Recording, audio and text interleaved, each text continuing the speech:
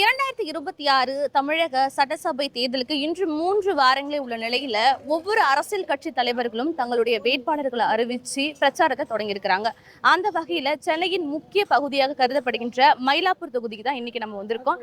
இங்க இருக்க மக்கள்கிட்ட நம்ம நிறைய விஷயங்களை தொடர்ந்து பேசியிருக்கிறோம். வாங்க போலாம். 2026 ஆட்சியை பிடிக்கிறது எடப்பாடியார் தான் ஆட்சியை பிடிப்பார். என்னென்ன மாற்றம் விஜய் வந்தால் கொஞ்சம் மாற்றம் கிடைக்கும். விஜய் போட்டால் என்ன பார்க்கலாம் அப்படின்னு தான். அவர் என்ன செய்வாரோ தெரியாது, ஆனால் பார்க்கலாம், விஜய்க்கு போட்டு பார்க்கலாம் இந்த தடவை அப்படின்னு. நாங்கள் டிஎம்கேக்கு தான் போட்டிருக்கோம் தெரியும் ஓட்டு. எங்கள் அப்பா டிஎம்கே, எங்கள் வீட்டுக்கு டிஎம்கேன்றதுனால டிஎம்கேக்கு போட்டேன். இது நல்லது செய்வாங்க அதெல்லாம் இல்லை, தெரியாது, அந்த கட்சியில் இருந்தாங்கன்னு போட்டேன்.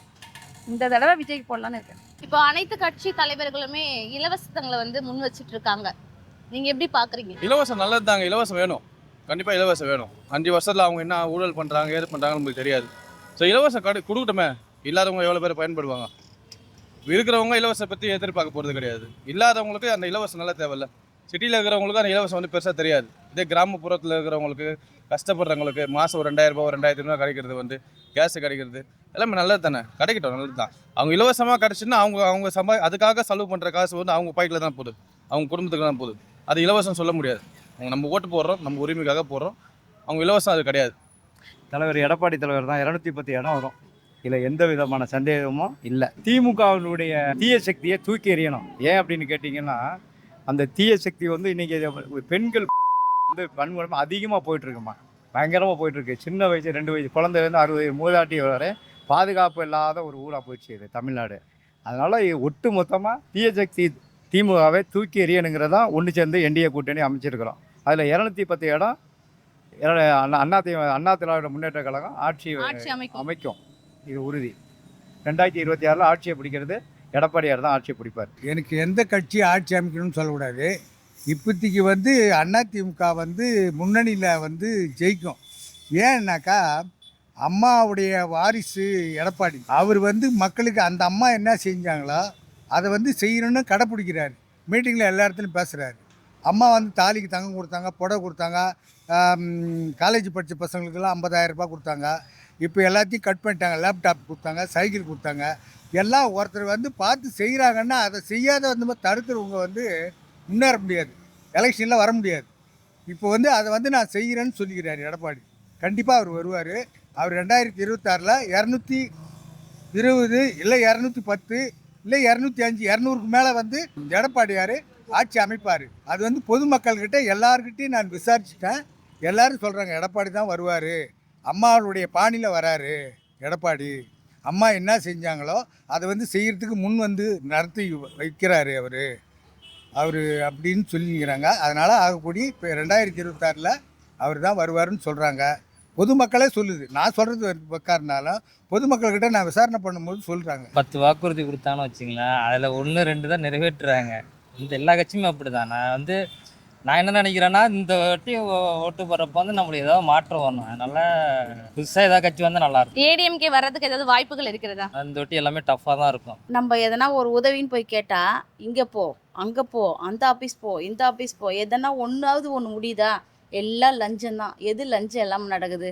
லஞ்சம் இல்லாமல் எந்த இதுவுமே நடக்கலப்பா. ஒரு ஹாஸ்பிட்டல் போனால் கூட லஞ்சம் கொடு, ஒரு நர்ஸுக்கிட்டேயும் லஞ்சம் கொடு, ஒரு கார்பரேஷன் கிட்ட போ, அவனுக்கு ஒரு லஞ்சம். ஒரு வீடு கட்டினான்னா அவங்கக்கிட்ட லஞ்சம் கொடு, ஒரு 30,000 40,000 50,000. ஒரு நம்ம உடனப்பட்டு பேங்க்கில் போட்டுப்பட்டான் கடனை கட்டுறதா, இவனுங்களுக்கு லஞ்சத்தை கொடுத்து வீடை கட்டுறதா, எது தான் இருக்குது? லஞ்சம் இல்லாமல் எது நடக்குது?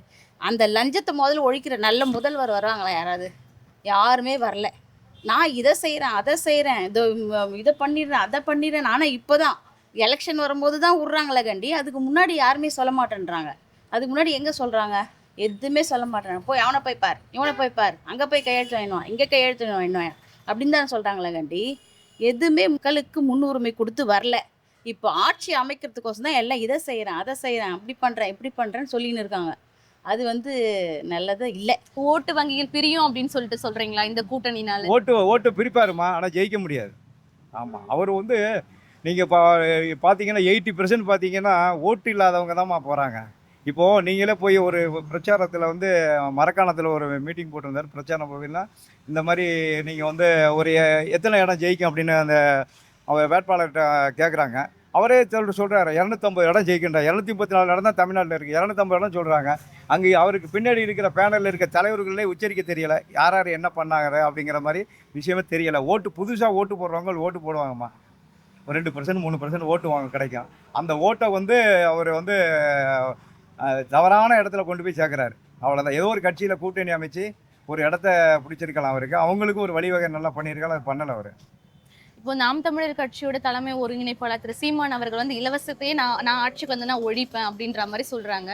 உங்களுடைய இல்லைம்மா, அவர் வந்து ஒழிப்பேன்னு சொல்ல ஏன் அப்படின்னு கேட்டீங்கன்னா அவர் வரப்போறதில்லை, அதனால சொல்றாரு. அவ்வளோ, அவர் ஆட்சிக்கு வரப்போறது இல்லைம்மா, அதனால வாக்குறுதியை கொடுக்குறாரு. இலவசங்கள் யார் கொடுத்து நான் கேட்குறேன்.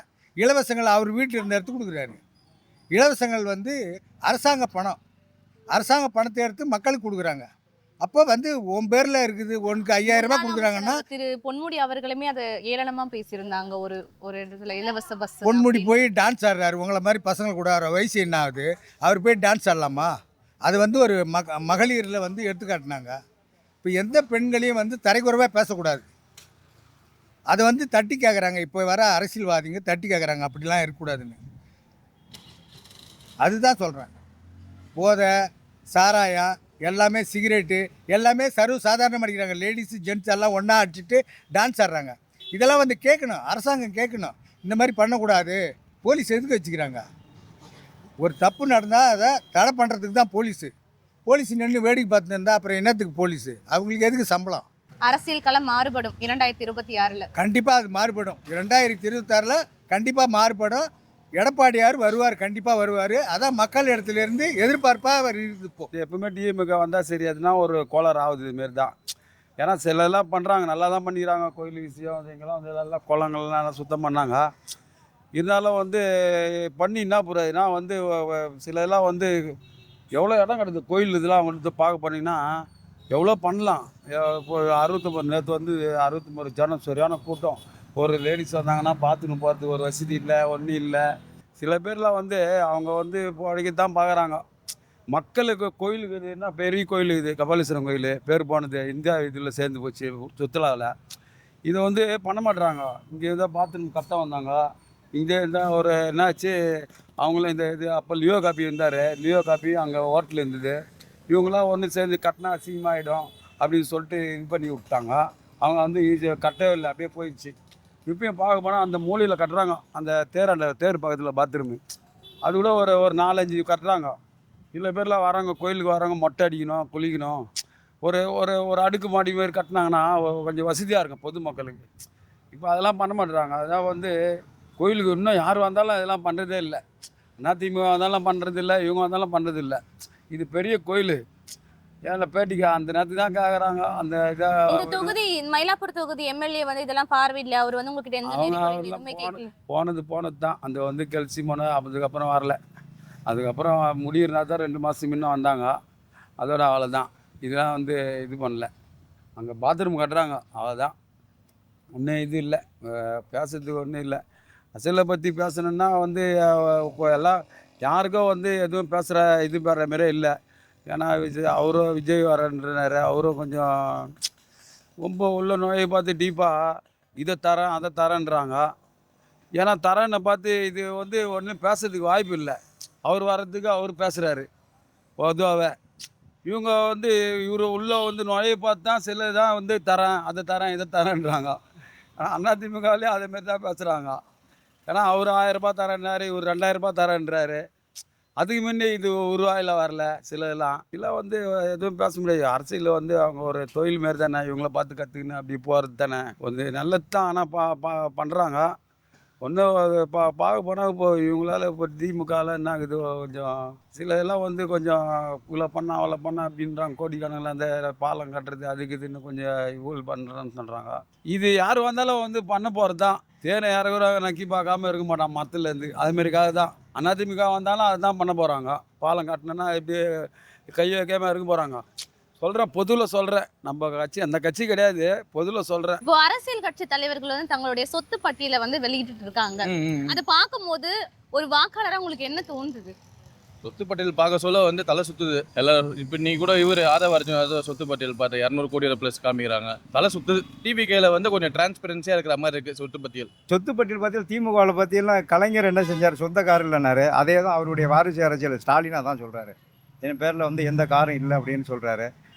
தலைவர் எடப்பாடியார் பொறுத்தவரை இருக்கிற சொத்து கரெக்டாக சொத்து பட்டியலை கரெக்டாக கொடுத்துருக்கிறாரு. விஜய் வந்து தவேகாவில் இருக்கிற விஜய் வந்து அப்பட்டமான ஒரு போய் வாக்குறுதிகளை கொடுத்து தான் பண்ணிக்கிட்டு இருக்காரு. இன்றைக்கி கூட பார்த்தீங்கன்னா சொத்து பட்டியலை கரெக்டான இதெல்லாம் கொடுக்கவே இல்லை, எந்த விதமான அவர் செய்யவே இல்லை.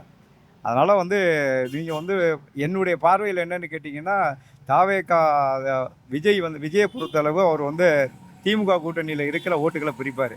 ஏன்னா அவர் அழுத்தமாக ஒரு பிரச்சாரத்தை எடுத்துகிட்டு வர சோசப் இசைன்றாரு. அவர் வந்து அவரை வந்து அந்த மைனாரிட்டி பீப்புளாக இருக்கிற நான் மைனாரிட்டி பீப்புள் எனக்கு ஓட்டு போடுங்க அப்படிங்கிறத ஒரு அழுத்த திருத்தமாக சோசப் இசைன்றாரு. அது கண்டிப்பாக நடக்காது.